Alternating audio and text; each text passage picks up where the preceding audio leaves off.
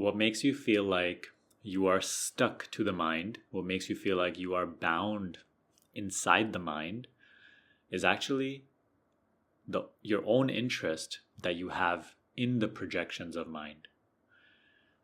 This interest that you have in the projections of the past and the future keep you in a somewhat relationship with the mind, which makes you want to follow its projections and dwell inside its projections, which then just, makes you more stuck and having to experience those projections, and then further feeling like you need to dwell in those thoughts in order to figure out the solutions to your problems, in order to create a better future for yourself. All this is part of the sort of the illusion of mind.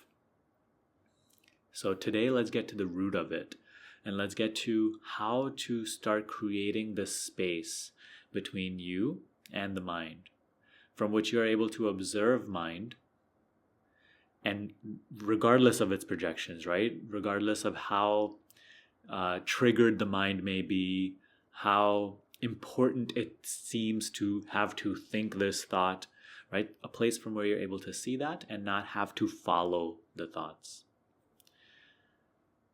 So here's the thing.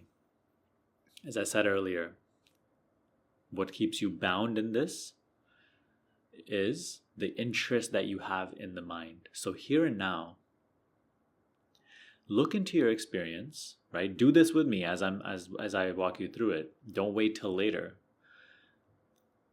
Look directly into your experience and see what is interested in the thoughts that arise. So this current thought that is arising, perhaps about a very nice, fulfilling future, which I want, what is it that is interested in this thought? Don't just seek to answer this question, right, with another thought, but actually look. See if you can find something that is interested. See if you can find what is interested in this thought.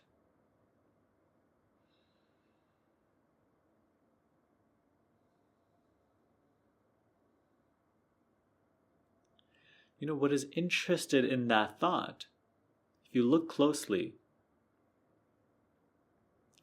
it's simply the next thought. I'll say it again. When you look closely, you'll find that this thought that is arising, what is really, really interested in that thought, is simply the next thought, which first claims that there's some sort of continuity to the thinking, which also claims that there is an entity present that is doing the thinking. It's simply the next thought, which then is also followed by the next thought interested in this one, and then the next thought which is interested in that one.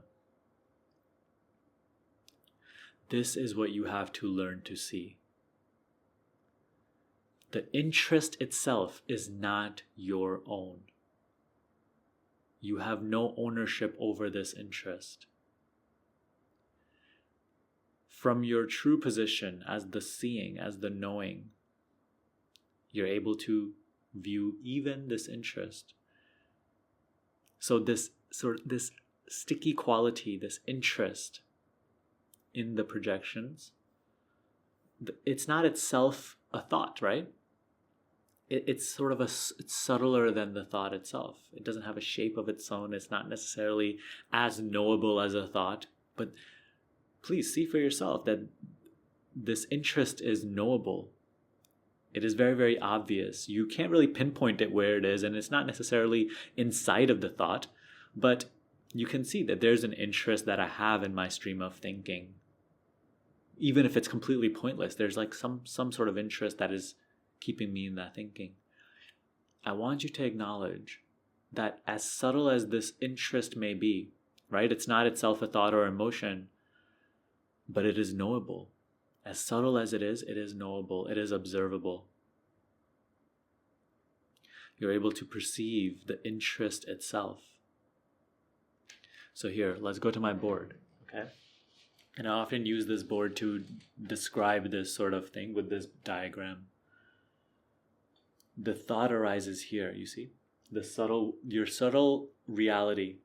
It's your thoughts, your emotions, the sensations, that which there's no sort of material substance to, right? They're quite literally invisible.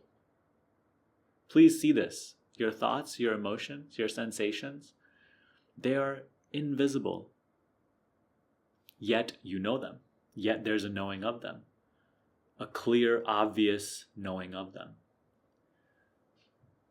This is the layer. This is where they arise. So a thought arises here, and it is very easily known. But the interest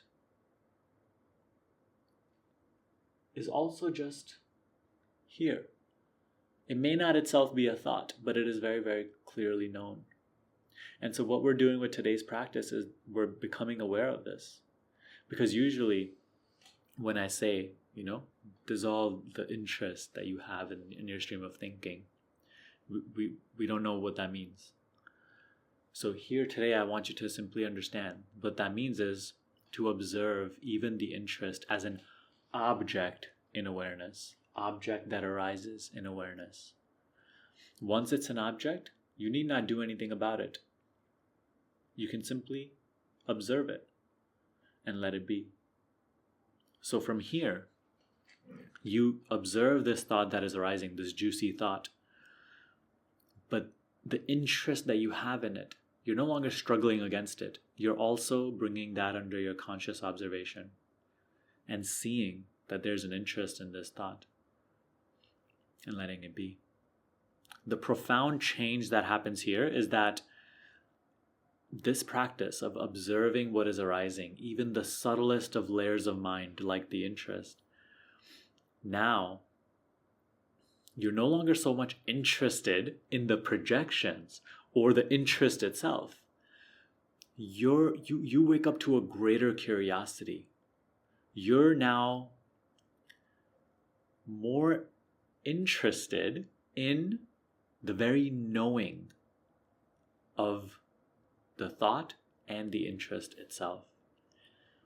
I really hope you are with me. I hope that I'm not losing you over these sorts of words that I sort of am repeating. Through this very practice, the interest that you have in the projections themselves starts to diminish, and you become more receptive and more curious about the very knowing of the thought, the very knowing of the interest itself. Your seeing becomes subtler. Previously, you were seeing from the interest. That interest was a subtle cloud of mind diluting your seeing, creating a filter over your seeing, right? These subtle layers of mind, they're all like templates through which we start to see, like goggles, which filter our seeing. And now you've sort of recognized this template, this subtle layer, these goggles, and you've become aware of them. And just by becoming aware of them, they also are broken identification with. So almost like if ever since you were a baby, you've been wearing these red goggles and seeing a red world. So you don't know the world is anything other than red. But through your own investigation, you now notice that there is a red film in front of your eyes, that the world is not red, but actually this red film is making it be this way. So now that it is observable, there's the ability to take it off. This is the power of observing. This is the power of your own inner investigation, your own inquiry of meditation.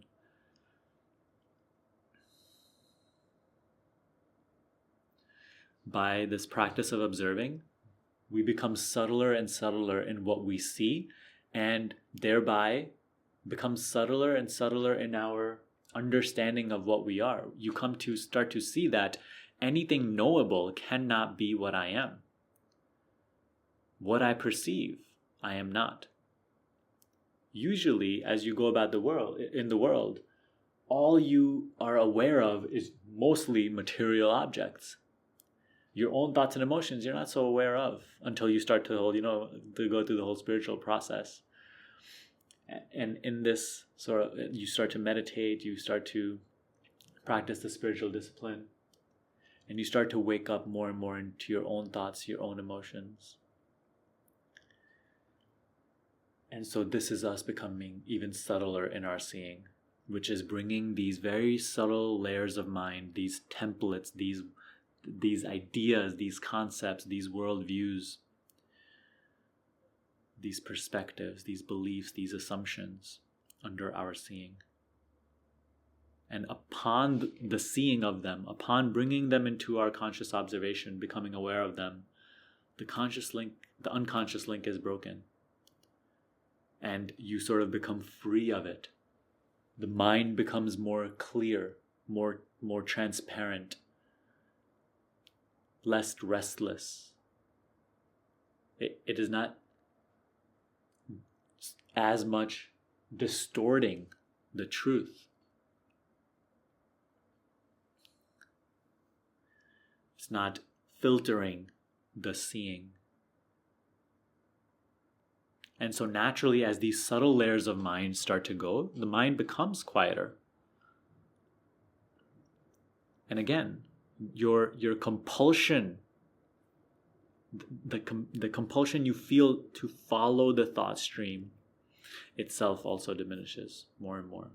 But you must stick with this practice. You must be genuinely curious to observe. You must be genuinely curious to understand. Right? Observe to understand. Observe to transcend. Not to interpret or judge it further, analyze, because that'll just place you right back in thoughts, completely blind to the layers prior to it. So this itself is such a powerful practice. If you need support with this practice and this seeing, as we described in this video, I have 3 options available to you right now. You can attend my free upcoming webinar that I do monthly. Everything is going to be in the description box below, okay? Simply click the link with which you resonate most. So attend the free upcoming webinar or watch my free class on self-inquiry.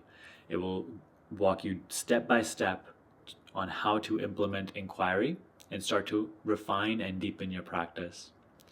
And third, you can consider enrolling in my coaching program, The Higher Consciousness Shift, in which I closely work with you to help you dissolve mind identification through self-inquiry. So it is a process that I've designed to help you feel supported in this quest for self-discovery without any fear or confusion or constantly getting stuck into mental obstacles. All right, so details for that are also down below. Please take a look and enroll if it resonates with you and if you really need help with this. That's all for me for today, and I'll see you in the next video.